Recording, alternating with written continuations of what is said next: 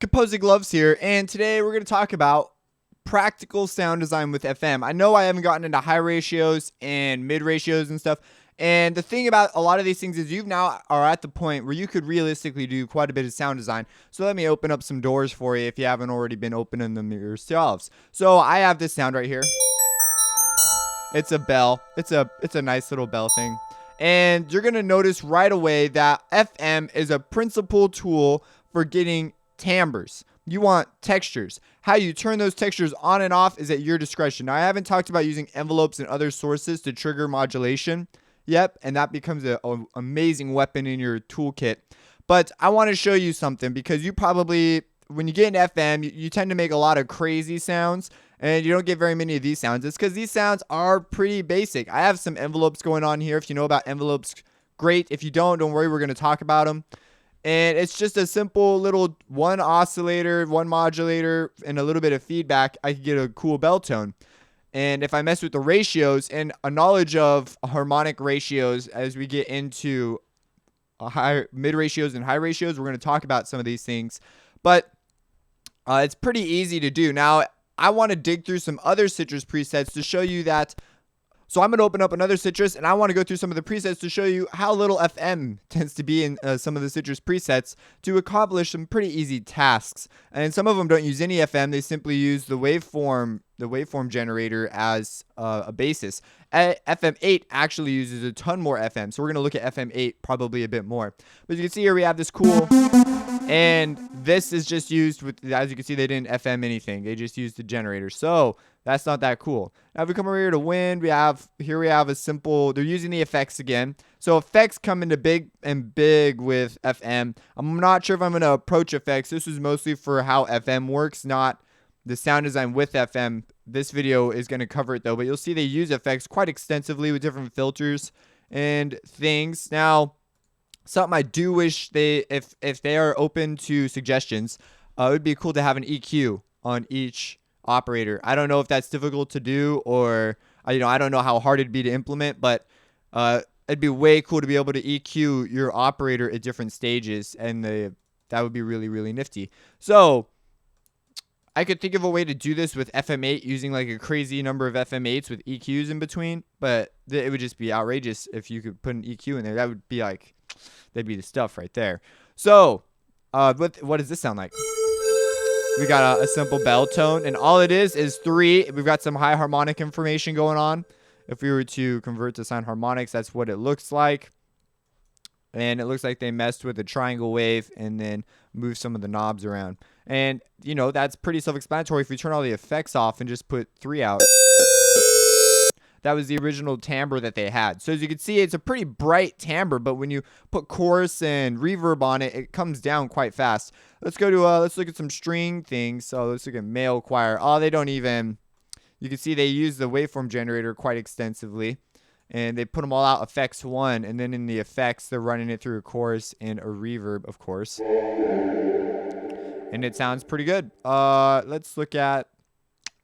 Let's find, piano is a classic. So here we have a piano.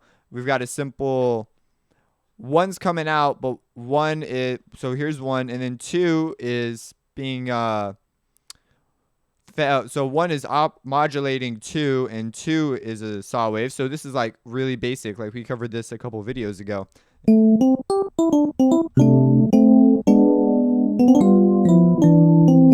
So you see, it's pretty simple stuff. Like I'm not like I'm not like making examples. I want to show you that you are probably creating sounds that in timbres that you unwittingly know are perfect for some of these things. What are some of the tools they use to do this? Well, let's look over here. Let's see, they've got the envelope engaged with a sharp cutoff. What happens if we turn that off? You get that, which is not exactly considered desirable. But it adds a timbre at the beginning. It's real attention to detail here, and they've got it panned a little bit differently and all that stuff. So let's look over here. Now, FM8 is like riddled with this sort of... They definitely use this to their fullest capacity. So if we come down here, let's just click on something. And so you see, now there's some outrageous examples, and there's more. And they've got a number of additional things going on. One of the cool things about FM8 is you can see all your operators, ratios, and offsets. You could in the waveforms all in one big go. Like you just see it all right there. It's really nifty. So if we were to, let's see here. And they've got an extensive arpeggiator that they're using as well. If we turn that off. So, and this is also was used as a reverb effects unit. So there's a bunch of effects in here as well. But if I come through sad trumpet, now they get quite a bit more crazy, and there's a lot of ideas that go behind that get pretty specific. But you can accomplish most of these textures just by like going for it. It's not someone, now people will say, oh, someone didn't sit here and go this into that and this into that and this into that and this into that and know what it was going to sound like. And to them, I say, wrong. But the people who are really good, as you can see, if you understand the basic building blocks, you kind of can do that. If you understand the relationship of what's going on, and then you associate your ear with that, you've got an intellectual concept and an ear concept, and then you can sort of guess how things will sum together, what the results will be. Sometimes you can't. But the stuff like this, you don't approach things like this without getting a load of crap unless you have some idea of where you're going. So there is some directionality here. But you see, they utilize FM quite a bit more than the Citrus presets tend to. Which is, I don't know. I don't know why that is.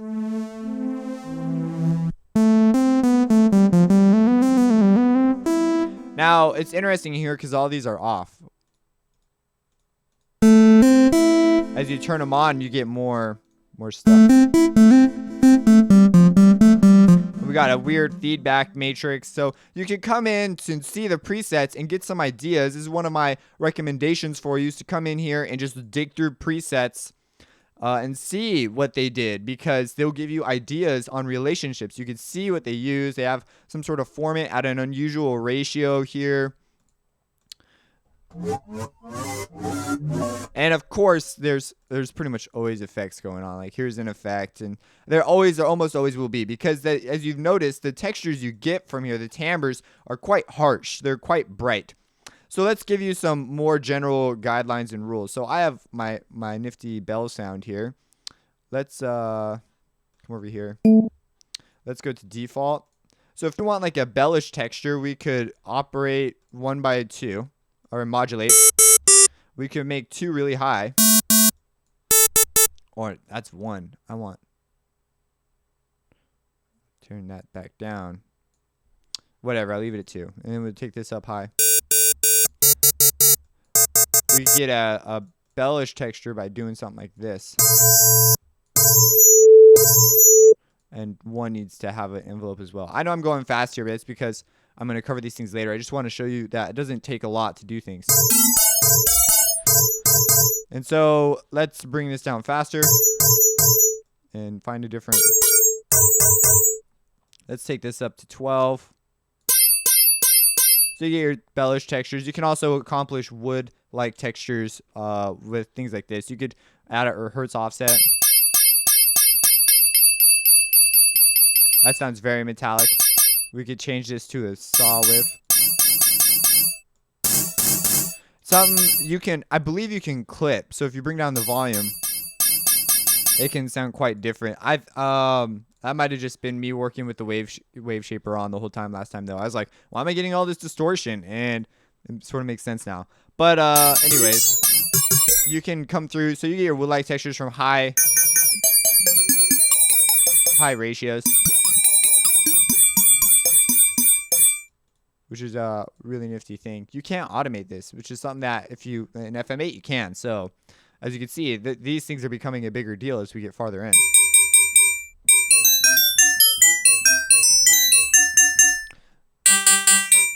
We could even take 3, modulate 2 by it, and make it into a really low type deal. And do that with 4 as well.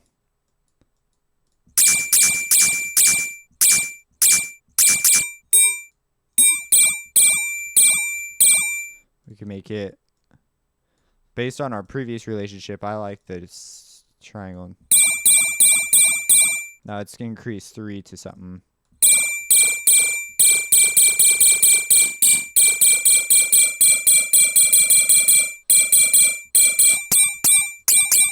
Sounds kind of like a telephone.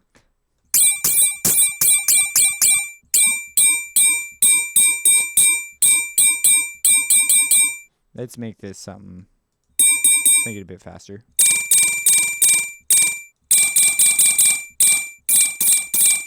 And then let's slap a... So we've got this going on and this going on. Let's slap a reverb on it. You gotta send it to the effects. Maybe you don't want to drown it in reverb. Maybe you want to add a chorus to it. One of these is the spread. So we got a metallic kind of texture. We could easily make it not metallic by simply choosing a harmonic ratio. That sounds sort of metallic too.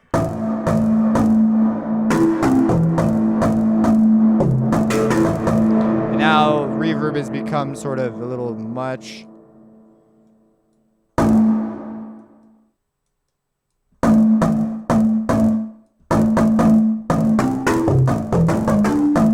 Sounds sort of like someone's hitting some sort of wood box or something. So we could change the relationship here. Get a heavy attack from our FM, and then we could feedback one.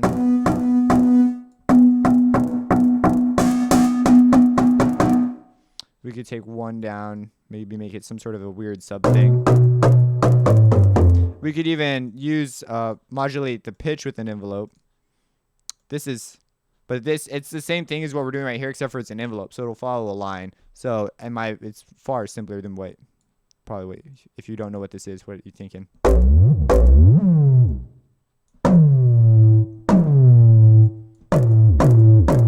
So we can create some sort of a kick texture. We can bring this down.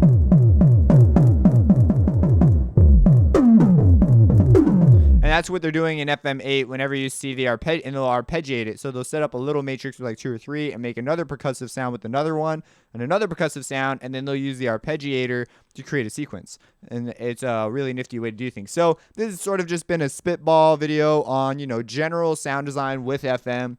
Not getting into too many specifics, just showing you some cool things you have and some general ideas behind a lot of it. Because as you can see, when we mess with things, they use FM in here, but quite sparingly because of how much you can achieve with such little. Now, if you want more advanced FM examples, generally FM8 is where you want to go because they do crap like this all over the map. And you can see the spectrum. And they're using those basic rules. They've got an idea of what they're doing over here. And you can see things are small amounts. Generally, if you go over 50 in FM8, you're going to experience aliasing, which is something you need to be aware of. So with oversampling, you can turn down the aliasing that goes on, but you'll see, as you saw several videos ago, that things hit the top and they come back down.